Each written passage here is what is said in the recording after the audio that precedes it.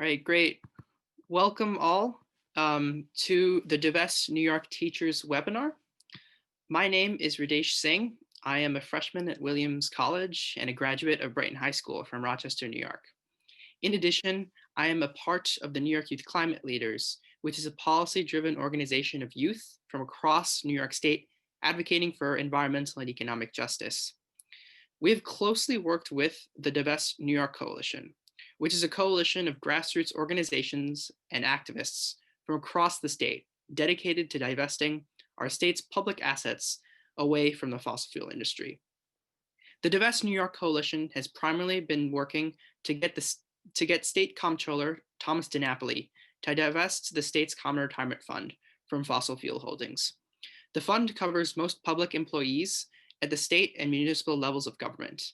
And as a result of multiple years of campaigning to divest the Common Retirement Fund, we've been partially successful pushing DiNapoli to divest from over 20 coal companies, which he just announced this past July over the summer. We are now launching a campaign to get the New York State Teachers Retirement System, or NYSTRS, to divest as well from fossil fuel industry. And that is what this webinar tonight is about. The New York State Teachers Retirement System covers all public school employees, including teachers, along with some college employees as well in the state, except those based in New York City. The pension fund for New York City public school teachers and employees has already committed to divest, which they did so in 2018. NYSTRS has about $122.5 billion worth of assets at the end of 2019, with nearly 264,000 active members and over 169,000 retirees and beneficiaries, making it one of the largest public pension funds in the nation. And before the pandemic, they had about $4 to $5 billion worth of fossil fuel investments. And we're going to talk a lot more about the economics of the pension fund as well as its relation to the fossil fuel industry. So without further ado, I'm going to pass it over to our first speaker, Erin Zipman, who is a fellow youth climate activist with the New York Youth Climate Leaders and a current freshman at Binghamton University. Erin? Hi, everyone. Thank you all for coming. My name is Erin. I am a current freshman at Binghamton University, and I just want to thank Ruth Foster for bringing me onto the Divest New York team, and to Hridesh and everyone at the New York Youth Climate Leaders. I'm speaking to you today as a student. I've always loved being a student. I've had the privilege of going to a really wonderful school district on Long Island with teachers who I genuinely knew and felt valued me. There was always constant support and stability in my learning environment. Around middle school, I began learning about things outside of the normal curriculum of algebra and history. I was learning about the world and about what makes our economy tick and what powers our way of life. What I was learning began to throw my world into instability. One of the issues that rattles my brain with confusion and fear is the climate crisis. I took an environmental science class in high school with wonderful teachers who are so hopeful for the future. But every new topic that we learned filled me with more and more fear. I learned in painful detail how our current system of food production is both a significant source of greenhouse gases and continuously degrading our land so that we have to use more polluting pesticides and harsher growing techniques to keep our yields up to support our growing population. I learned about our waste problem. I learned about different forms and sources of pollution. I learned about how the extraction and burning of fossil fuels really works, with what benefits and at what cost. With each new topic, my terror grew. My teachers also introduced us to the solutions and innovations and the possibilities that there were for a healthier future. But as someone who hopefully has a couple decades left of future, I do bear the heavy weight of what if? What if I don't do enough now? What if we underestimate what the consequences will be? What if we fail to stop the consequences? What if drought, famine, deadly heat, and the denaturing of ecosystems becomes a reality for a larger and larger portion of the world? What if it becomes a reality for me? I've learned another very important thing. I can bask in these terribly possible possibilities. I can lie on the floor in tears or burst out in anger because it feels like no one cares about climate change and that no one is listening. Or I can try and do something. And I have learned that the latter is much better for my mental health and arguably for the health of the planet. I'm so grateful that I've made connections with great people like Hridesh and Ruth who are doing great work and inspire me with their dedication. Working with the New York Youth Climate Leaders has shown me that there are in fact people in the government who care about people and making sure that we have a planet that can sustain us and not just the wealthy white us that can afford to be ignorant about these issues. However, while my feelings of hopelessness have lessened arguably, people are still living in states of environmental degradation right now. On Long Island, where I live, people are still dealing with the aftermath of Hurricane Sandy, which tore down homes and businesses. It flooded the streets and caused immense physical and emotional damage. I know that storms like these are only becoming more frequent and more powerful. Communities on Long Island and in greater New York are fighting proposed fracked gas pipelines, afraid of the emissions from fracked gas and afraid of pipeline spills in their communities, threatening to pollute our land and the aquifers we rely on for drinking water. Long Island and the city are perfect examples of environmental injustice. Mott Haven in the Bronx is nicknamed Asthma Alley, and it is 97% Black or Latinx and has some of the worst air pollution in the US because of its proximity to traffic and diesel fuel exhaust.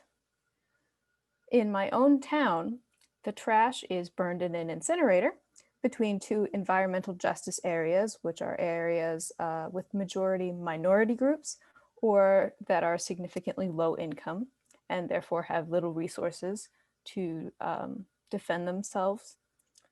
And the ash from the burned trash is then buried in a landfill, which is adjacent to another environmental justice area. Working class, Black, Latinx, Indigenous families, my fellow Long Islanders, our fellow New Yorkers, are bearing the burden of environmental hazards. The people cannot breathe. Across the country, we are seeing similar symptoms of environmental destruction. My sister lives in Oregon. For a time in September, she couldn't go outside because of the wildfires in the West. She sent us pictures of the sun as a hazy dot in a smoky sky. And I thought about what could happen to her lungs. I thought about what happens to the lungs of people who don't have a choice but to go outside and work amidst the smoke of wildfires and of ash and incinerators or the fumes of power plants. As the Southwest hit record high temperatures, I thought of the people who were working on farms in the deadly heat of summer, growing crops that we all rely on. And all of this is connected to an industry that has spewed greenhouse gases into the air for decades and has known the damage of its business for decades and continues to be supported by our government and our investments. We need to have a deep reckoning on whether we prioritize people's health over profits and the status quo. An essential part of learning is listening. As teachers, I know many of you are aware of that.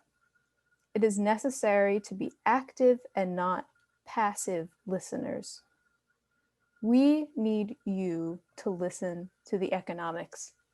We need you to listen to the science. We need you to listen to the people who are living through environmental destruction already, right now. We need to stop fighting over whether this crisis exists or whether it's financially responsible to take immediate action or not.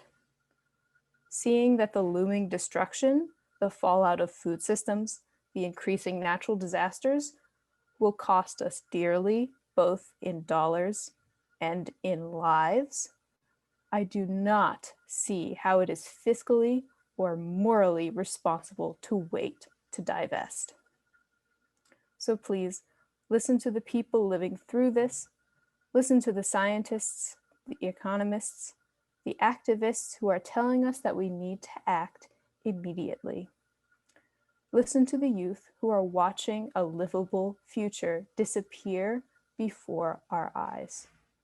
We all have a place in this movement, and so I am inviting you to find yours. Thank you. Thank you so much, Erin. Really appreciate it. Next, we'll hear from Jabari Brisport, who is the New York State Senator-elect for the 25th District, which covers parts of Eastern and Central Brooklyn in New York City. In addition, Jabari is also currently a public school teacher in the city, and we're so happy to have him here today. Jabari? Hi, I'm right here, and good evening, Hridesh, excuse me, and everybody that's on the call. Thank you for being here. It is a pleasure to be here. I'm glad we're all able to take this space and talk about the climate and the importance of ensuring that it's a healthy climate and a safe climate for our communities. So I'm going to start off by just sharing, how my district has been impacted by climate change. It encompasses an area in Brooklyn known as Red Hook, which is a waterfront community, poorer community, Black and brown community, which, after Hurricane Sandy, did not see repairs for years afterwards. And that is a microcosm of really how climate change impacts Black and brown communities around the city, around the country, and really around the world, which is that the most marginalized people are the ones who will be the most impacted by climate change.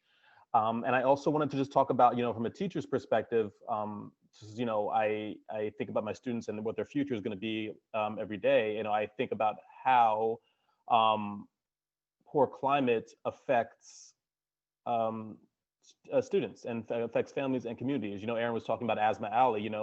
Students that have asthma, and when we have poor ventilation in schools or noxious fumes because we don't invest enough in green infrastructure to clean the air, or have too many cars or gas guzzling cars chugging along on the road and dirtying the air, that affects student well-being.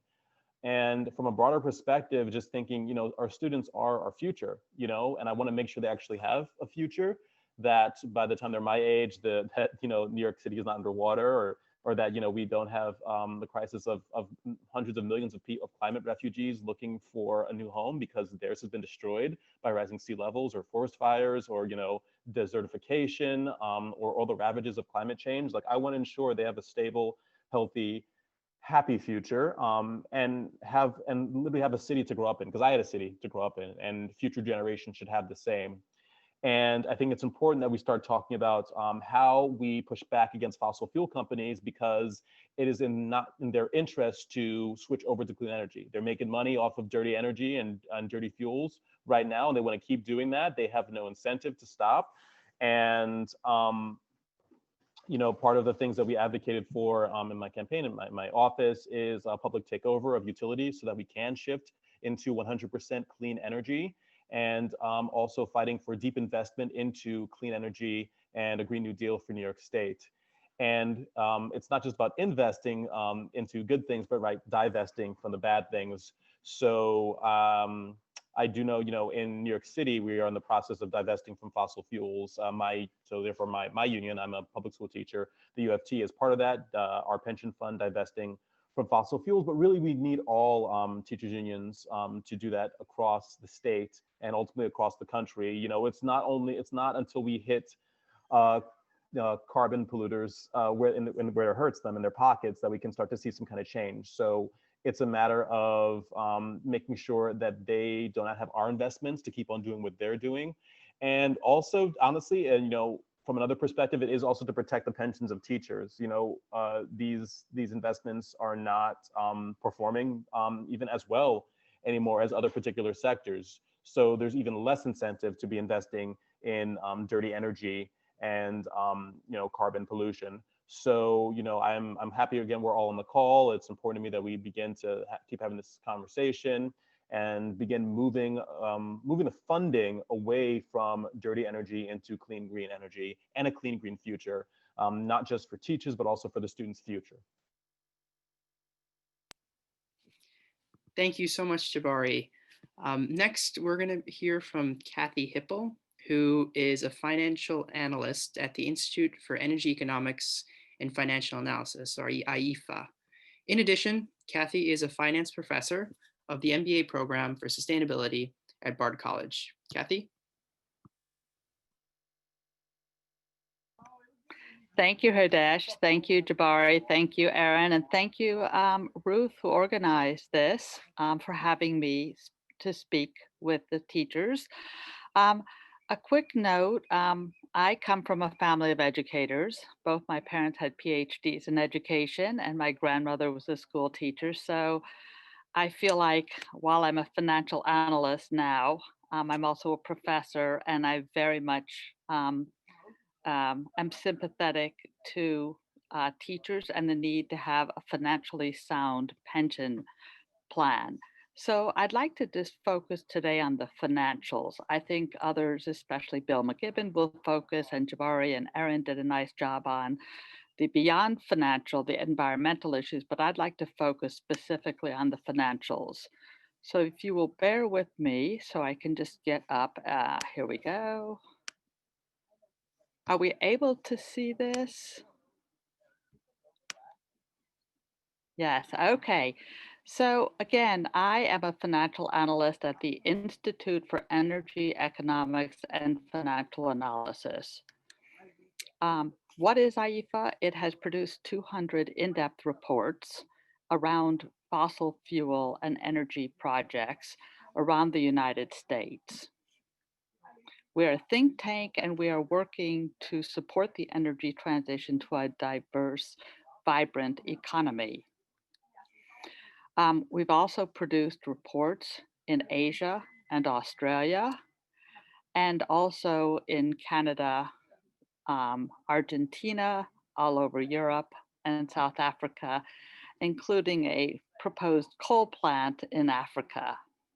So we've got this diverse perspective on coal, natural gas, which we now call fossil gas, oil, and fossil energy in general. And we're focused mostly on the energy transition. And we've been doing this for a number of years. So what I'm going to talk about is the financial rationale for divesting from fossil fuels. And what I'd like to say is that big oil and gas companies are vulnerable and in long-term decline. And as Jabari said, they have been underperforming, but I'd like to suggest they've been underperforming the market for a full decade, if not more. This is not recent. It has been a bust, even though you'll hear that the United States is leading the production boom. So you'll hear terms like energy independence, more fracking than ever before, more gas production, more oil production. Financially, these companies are in terrible shape. The energy sector, the oil and gas in particular, is shrinking, and these companies are in extremis. So let's just go back a little bit. In March, as we all remember, the pandemic hit. There was a huge oil price crash because Saudi Arabia and Russia got into a price war. And as we all remember, probably where we were in March when we felt like the world changed abruptly. So the industry, the oil and gas companies would like us to believe this was a black swan event. No one could have predicted this. It came from nowhere. It came from somewhere, but no one could have foreseen this. But it's, I think, very important to put in perspective that this decline began a long time ago. As I mentioned, at least a decade ago. So Horizontal wells and fracking transformed the United States into the world's largest oil and gas producer. So a couple of years ago, the US became the world's largest oil producer and the largest gas producer. But oddly enough, this triggered a glut.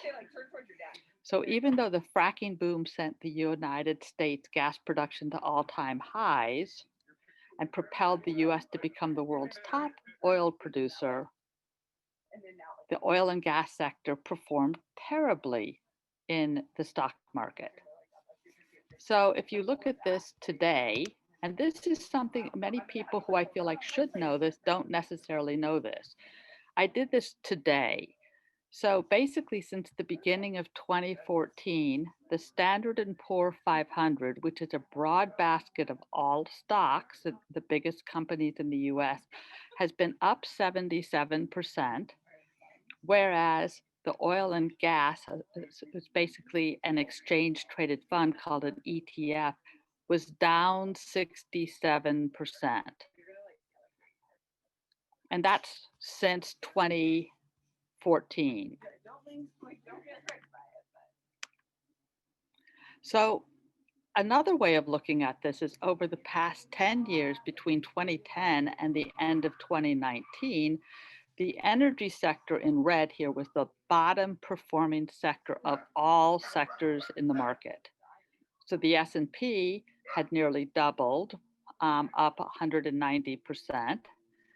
And the energy was only gone up 6%. And you can imagine IT, think of Apple, think of Google, think of Amazon, was up 335%. And so as of this year, things have only gotten worse. The very bottom sector has been down 44%. And guess what that is in the light blue line, the aqua blue line? That's the energy sector. And it's important to know when I say energy, I mean oil and gas companies, because the sectors are listed, they do not include renewable energy. So in the energy sector, we don't have any solar, we don't have wind, we don't have battery storage, we don't have utilities. We really only have oil and gas companies. Now, meanwhile, the S&P 500, as you can see up here, has been up almost 11% this year. So this is the financial rationale for why it makes sense to divest from fossil fuels. And this could be easier than ever now, because back in the early 1980s, the oil and gas sector was 29% of the S&P 500. Now it's 2.6%, so it's declined relative to the rest of the market by 90%. And we did this just a few weeks ago, and it's 2% now. So it's declined even further from when this was done in March. Another way of looking at this is in 1980, 7 of the top 10 stocks in the S&P 500 were oil and gas stocks. So Exxon now, of course, merged with Mobil. Most of these companies either have merged, some of them actually have gone out of business. General Electric had a lot of emphasis on fossil fuels. They made gas turbines, they made coal turbines, but even if we don't count them, 7 of the top 10 were oil and gas companies. By 2018, only Exxon was left. September 2019, Exxon fell out of the top 10. So if you could really see, the market has very much changed. Fossil fuels are much smaller than they used to be. As a consequence, big oil is not really so big anymore. So you can see that the market cap, the size of these companies, has declined tremendously, even since the beginning of January, just in the last 2 years. So despite the high dividend, if you only look at the 5 big oil companies that we follow, BP, Shell, Exxon, Total, and Chevron, even though they have high dividend payments, they still have underperformed the market. So the conclusion is the oversupply of oil and gas will continue. These companies have a failing business model. They have ongoing financial distress, and we expect weak stock returns to continue, which supports the rationale to divest from them. And how bad could it get? Well, there's a British company, an investment bank called Redburn, and they wrote something last September called Oil Majors Lost in Transition. And I loved this quote because it said, when industries face existential risk, like they might not be in business, their historical multiples provide no floor for share prices. So what does that mean in plain English? We don't know what the bottom price for these stocks should be because the industry faces a risk that it will no longer be in business. Now, is this happening tomorrow? No, but it will happen. It's only a question of when. So once in the past, oil majors all moved in lockstep. So if you knew what Exxon was doing, you knew what everyone was doing, but that has actually changed. So what are the options now for basically New York Teachers Fund? There are more options because the sector's so small right now. It retains a lot of political power, but it does not retain the same economic power that it had when it was bigger. So I think when Tom Sanzillo, my colleague at IEEFA, spoke to select members of the New York State Teachers Retirement Fund, he laid out some options, and some of them are a staged divestment. So you could ask the managers of your fund to say, show us which sectors are still involved in tar sands or fracking. We'd like to get out of those sectors. Or it's possible to exclude the oil and gas majors, the oil major companies that don't have a Paris compliant transition plan. Or exclude the most carbon intensive oil and gas companies. So it's possible to stage the divestment with the goal of full divestment, but it's a conversation that is entirely appropriate to have because of the great financial risk that this sector now carries and the fact that there is no business plan for this sector to once again return to former glory. That's in the rearview mirror. Finance looks forward. Finance is about the future. The future is not oil and gas stocks anymore. So it makes all the sense in the world to divest from them. So thank you very much, and I'll be happy to answer any questions you might have at the end. Great. Actually, we have one question just from your presentation. Attendee is asking, given the financial performance of the oil and gas sectors, why are they still about 8% of the investments of BlackRock, JPMC, and others? Do they have divestment plans? Well, JP Morgan has been the biggest investor of fossil fuel projects in the world. BlackRock is probably the biggest asset owner. BlackRock has said that they are going to hold these companies to account if they don't have a climate, if they're not disclosing their climate preparedness and whether they're going to be Paris compliant and all sorts of things. So far, we have not seen the follow through with BlackRock that we would like to see. So I'm sure Bill can speak more to this, but many of the climate activists have called upon the largest banks and the largest asset owners. Asset owners are the companies that own the stocks in these big oil and gas companies to do more, and they have not moved as quickly as we might have hoped. Is that fair to say, Bill? That's fair to say. Great. All right. Now we're going to hear from our next speaker, Bill McKibben, who we're really excited to have. He is an author, climate activist, a co-founder of the international environmental organization 350.org, and a scholar at Middlebury College. Bill, I'll pass it over to you. Well, brother, it's good to be back with you again. We seem to do this regularly now, and it's lots of fun and very good to get to join in on this important call. I'm sorry that I'm late. I had a lecture that I had to give at UMass Amherst tonight via Zoom, and it was powerful. UMass Amherst was one of the first colleges in the country to divest from fossil fuel. The effort there was led by then a young student named Varshini Prakash, who went on to found the Sunrise Movement and bring us the Green New Deal. So Hridesh, everybody else, you guys are, this is just a taste of what's in your future as you do this good work.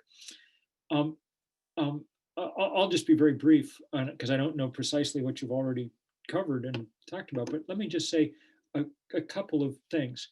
One, we've got to move really fast now if we're going to even begin to have a chance of catching up with climate change. I wrote the first book about global warming 30 years ago, 31 years ago now. And you know, what we were warning about then is what we're seeing now. It's coming so fast. And the Intergovernmental Panel on Climate Change, the world's climate scientists, told us 2 years ago that if we haven't made enormous change by 2030, a fundamental transformation, which they defined as cutting emissions in half, then we'd never be able to meet the targets we set in Paris just 5 years ago. So, you know, the heat is literally on. We have to move with enormous speed. And even if we do that, there's obviously lots of damage we're too late to prevent, as everybody who's watched the fires from, you know, Australia to California to Siberia to South America this year knows. I mean, as we talk here tonight, it looks like the National Hurricane Center is about to name Tropical Storm Iota, the 30th tropical storm or hurricane of this Atlantic hurricane season, crushing the old record for. So I don't mean to make any of us feel bad about the 10 days of beautiful weather we just were gifted with, but it's not supposed to be like this, and we have to get things moving quickly. One of the most important ways to get things moving quickly is divestment, because it sends the strongest possible message, and that's a message that has to get heard. It's a message that says we refuse to participate in trying to profit from the destruction of the planet. It says we understand that this is no longer make economic sense because there's an industry, renewable energy, that's arisen that delivers the same product for cheaper and better. So, you know, it's a dumb investment. And we understand that we have some powerful obligation to the future, you know, and that's, you know, more true for teachers than for anybody else. One way to look at this and to understand it is that people who are in school today, no matter what profession they're being trained for, what dream they have about what they're going to do with their lives, if we do not very quickly get a handle on climate change, the thing they're going to do with their lives is disaster response, because that's what civilizations are going to be about in 30 or 40 years. The slack is out of the system and the time to move is now. We know that divestment is extraordinarily powerful. Shell Oil, in their annual report last year, said that divestment had become a material risk to its business, which is good because their business is a material risk to the planet. Some of you may occasionally see Jim Cramer, the guy who goes on TV in the night every night to yell at Americans about what stocks to buy or not. He's America's favorite stock picker. In January, he devoted 2 nights of his program to explaining why it was just stupid to buy oil stocks anymore, because divestment had reached the point where there was no way that they were going to go up in value. So the work that everybody's doing is having enormous effect, and we have to drive it home now as fast and as hard as we can. It's been a great year for this effort. You know, educational institutions like Oxford and Cambridge divested. You know, the Queen of England started divesting her accounts. The Pope came out strongly for divestment. You know, the Queen of England and the Pope. I don't know who else we're supposed to get. You know, Beyonce. You know, I don't know who, but you know, this is where the world wants to go and needs to go. And the thing that holds us back too often is just the inertia of systems. It's always easier to keep administering the pension fund the way that it was administered, you know, for the last however many years. And it just takes a little bit of work. But on the scale of change that different industries, different people have to make to deal with the greatest crisis that humans ever have come up against, divestment's on the easiest possible end of that spectrum. It's entirely doable and its impact is enormous. So the return on investment in terms of time and energy from doing this is higher than any other move we can make. And that's why I am so grateful that people are working so hard to make it happen. Many, many thanks. Thank you so much, Bill, for all your work, and thank you all panelists so much for all your words and all your work on fighting climate change. So now we're going to move into the brief Q&A period of our panel. So attendees, if you have a question for one of our panelists, feel free to enter them in the Q&A function, which is found on the bottom of your screen. We'll then be answering those live. If you would like a specific panelist to answer one of your questions, feel free to indicate that in the Q&A function. So let's go to another question. How does divestment support investment in renewable energy? And has there been divestment plans to address this in the world?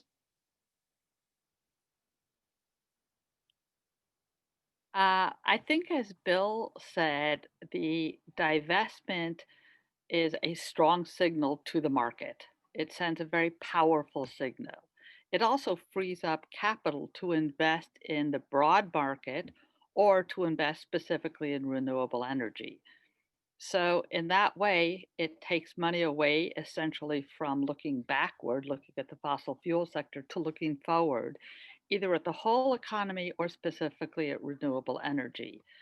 So some programs are divest plus invest. Some of them are simply divest from fossil fuels, and that both support renewable energy, one very particularly, the other very broadly. Great. Thank you so much, Kathy. We have another question. How does divestment affect a company's business model or prospects?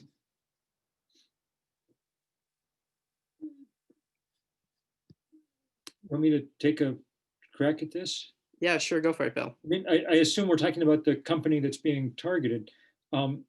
Say in this case, one of the big fossil fuel companies. It does several things. One, it sends a strong signal that the institution that's divesting from them considers them beyond the pale. And that's an incredibly important signal to send. So when when the New York City pension fund divested from fossil fuel, it was like a signal that the smart money in New York thinks it's not okay to be doing this. New York City is suing the fossil fuel industry to recover damages for all the rise in the height of the sea level. So it erodes their political power that way, and it erodes their standing as their financial standing powerfully, because it makes it harder for them to raise money. That's important because it calls into question their ability to expand. It's also important because as they get financially weaker, their ability to game the political system decreases dramatically. So look, Exxon, which was always the biggest company in the world for like 50 years, and after that, after the rise of Amazon and Apple and things, was the biggest energy company in the world by a lot. Last week was passed by NextEra Energy, a Florida-based solar and wind company, as the biggest market capitalization of any energy company on the planet. So that's good in terms of what it's saying about carbon, and it's also the kind of thing that over time, and not that much time, plays out in Congress and in state legislatures and in all the other places where Exxon tries to work its will to keep us from making the changes we need to make. It also, to add to what Bill said, it delegitimizes an industry. So it means the best and the brightest young people may think twice about going to work in that industry. It's hard to imagine Hridesh or Erin going to work in that industry because it is no longer sought after. It's no longer the plum job that it used to be. So it's a very important market signal, and it has many ripple effects. And as Bill said, it starts to erode their political power, which one of the questions was, why do they have such political power? And that is indeed waning.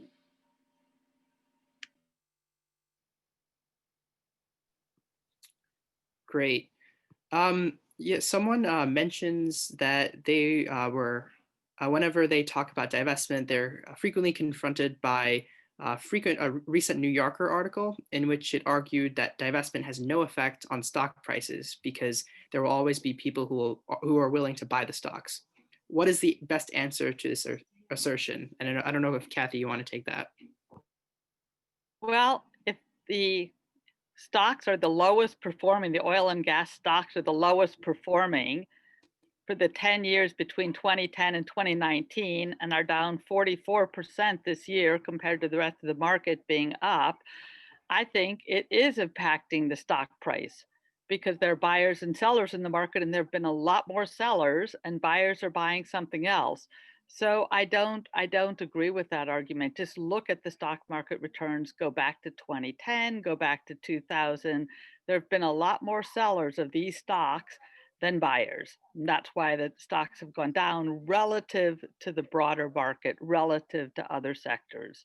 So I'd say that that simply is incorrect. Great. Someone asks that if this is so detrimental financially, why isn't Mr. DiNapoli, who is the overseer of the Common Retirement Fund, working to divest the portfolio? And how do we get him to move on this? And I think I can quickly take this. So, but Mr. DiNapoli, who serves as our current state comptroller, he oversees the Common Retirement Fund, but also pretty much does anything related. His office works on anything to do related to the finances of the state governments, auditing local municipal governments, et cetera, et cetera. And his rationale has mainly been that we want to engage with fossil fuel companies, that, having investments in companies like ExxonMobil, like BP, like Shell Oil, regardless of, the amount of emissions that they release annually, their horrendous labor practices, especially in places in the global South, along with the fact that, they've for decades have denied the science behind climate change, even though, they've known about the truth that climate change is caused by their activities of drilling and burning oil and fracked gas for decades now. He continues to assert that by engaging with these same companies that we can encourage them and maybe kind of guide them into the light of transitioning away from the very business models that have made them into the multi-billion-dollar giants that they are today. So that has been his rationale.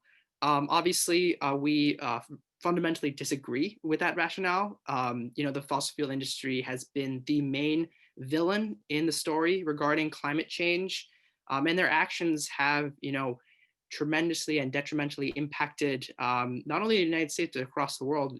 Seeing, as Bill mentioned, it's one of the worst hurricane seasons in recent history, and directly affecting the most vulnerable in our society, namely communities of color in the United States and the global South globally.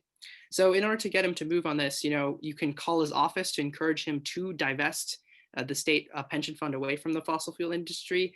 You can talk to your state legislators, encourage them to sign on to the Fossil Fuel Divestment Act, which currently has over 100 state legislators currently in support of this bill. And you can just, continue to support this. So through social media, signing our petition, which you can find on divestnY.org, and just continue to keep this conversation alive and engaged. And I don't know if anyone else wants to add anything about shareholder advocacy. Yeah, I just would say that it's the perfect example of, what a silly idea engagement has been with the fossil fuel industry. DiNapoli spent years working on Exxon. He, pretend, always I'm talking to Exxon. Well, Exxon announced too, there were documents leaked a few weeks ago from Exxon saying that they plan on increasing emissions 17% by 2025. I mean, whatever he's been telling them, it hasn't had the opposite effect of what anyone would have hoped. Time to just say, okay, this didn't work, so let's do what we should have done all along. It comes too late to, it's gonna cost a lot of money to New York, the fact that he waited so long, but stop throwing good money after bad anyway. And to that point about the seat at the table that Hridesh pointed out, that Tom DiNapoli has said, if you divest, you don't have the seat at the table. There have been some great successes where you ask the company, can you get rid of styrofoam cups because they're bad? Can you get rid of straws? They're bad. And sometimes companies have made significant changes, but we have seen no evidence that Exxon and Chevron in particular have any interest in changing their business plans. And as we know, there have been climate proposals put forth for 30 years, and Exxon and Chevron have ignored those for 30 years. So asking them to completely change their business plan has been a fool's errand for 30 years, and I think it's a poor rationale for continuing to invest in a poor financial investment. Great, thank you. We have another question. I'm going to pose this to Erin. How can we better educate young people about divestment and climate change? I feel like it's very important when something is meaningful and impactful to you, that you just, step one is just talking with other people, talking with your family, talking with your teachers, especially because this is their fund, and just bringing the issue to light so that they know that it's important. And then step two, for me, I would think it has been engaging with groups like the New York Youth Climate Leaders or Divest New York Teachers, and using that as a vehicle, because you can't do it on your own. You really can't. So you have to link up with someone else and other people. And really that's where all the power is, realizing that we have the power as a collective.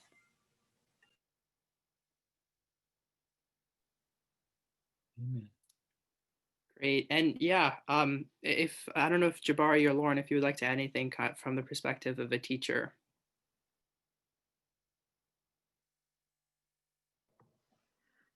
From my perspective, I've been worried about this for years. And as a teacher, every year I present information in my French classes about climate change.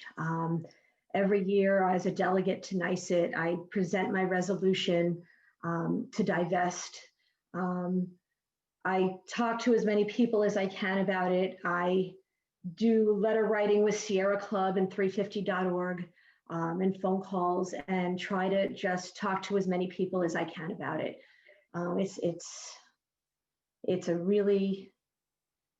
It's been an issue for me since I was a teenager, and since my boys were born.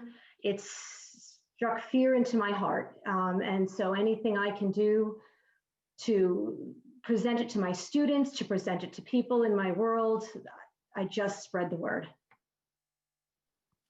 Great, thank you. And I see that there's a lot of similar questions remaining about what people can do to encourage NYSTRS to divest from the fossil fuel industry. And I'm so glad you asked that, because our last speaker, Lauren Kirkwood, is going to talk about that. She is a public school teacher at Burnt Hills Ballston Lake High School in the Capital Region and a member of Divest New York Teachers.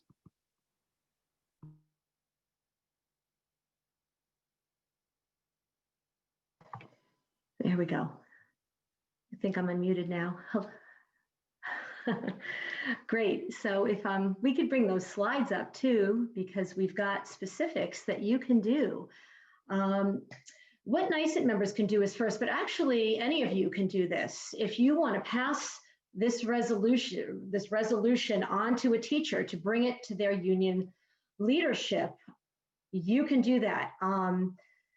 basically what these resolutions are, they go to to the Representative Assembly every year that NYST holds. It's the annual convention where members can make their voices heard by electing delegates and by presenting resolutions. It gives the members the opportunity to help shape NYST policy and define who we are and where we want to go. As a delegate to the RA, I've, for the past several years, have supported resolutions for divestment at my NYST RA. First thing you need to do, if you would like to do this, is send me an email. It's right there, laurengkirkwood@gmail.com. I will send you this resolution. You would pass on the resolution to your union leadership. It goes either to the rep council if it's a larger union, or what would be called an exec board, where they vote on it. You should be prepared to speak about it to your exec board or rep council. There are always going to be naysayers. So you want to be prepared, and there are good talking points at DivestNYteachers.org, and also I believe in the doc that you were given. So you want to be prepared to speak about it. They voted on it. If passed, and my union's passed it every year that I've brought it, they will send, your union president sends it on to NYST to be presented at the RA. Because there's probably not going to be a representative assembly this year where the 2,000 delegates vote on these resolutions, it will probably be brought to the board of directors. So in that case, the more schools that sign on, the better, because they're going to see that. This resolution has been voted down 3 years in a row. This year is going to be the year. I can feel it. I think that, you know, if you can get as many people to bring this to their unions as possible, that would be awesome. So please send me an email if you'd like a copy. It's this, and if I can click on it here, I'll just show you what it looks like. Oh, I don't think I have the power to click on that. It's basically, there are statements in the resolution, seeing how I can't show it to you, backing the reasons why we need to divest, and the resolution at the bottom states that the NYST Representative Assembly strongly recommends that NYSTRS divest from fossil fuels in a fiscally responsible manner. So if everyone signs on to that same resolution, we'll have a good voice. The other things that you can do, besides calling legislators and get them to try to sign on and co-sponsor the divestment bill, it's both in the Senate, State Senate, and in the Assembly. Besides doing that, if I get the second screen, thank you, I don't have control over that. There is a petition that's been out, and if you could sign that, and if you already have, great, please share it. I mean, that's how this is going to really spread, is share it to a bunch of people that you think would sign it and send it on. Spread the word to as many people as you can. And we've also been doing a letter writing campaign. So letters to the editor are really valuable. Let's swamp them with letters. Letter writing made easy is on the DivestNYteachers.org website. You can, you know, pick the phrases that you like, and you can tailor your letters however you like them and send them to your local newspapers. So thank you, and thank you to all the panelists, and thank you to everyone for attending.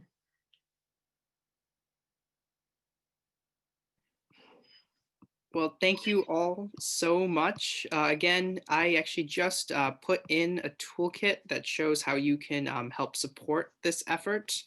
Additionally, we have an Action Network petition to the board of NYSTRS to encourage them to divest. I just sent that in the chat as well. Feel free to sign that, and as Lauren mentioned, feel free to share that with your fellow teachers, community members, etc. Obviously, you know, the more people we have in support of divestment, the more likely the board is to divest.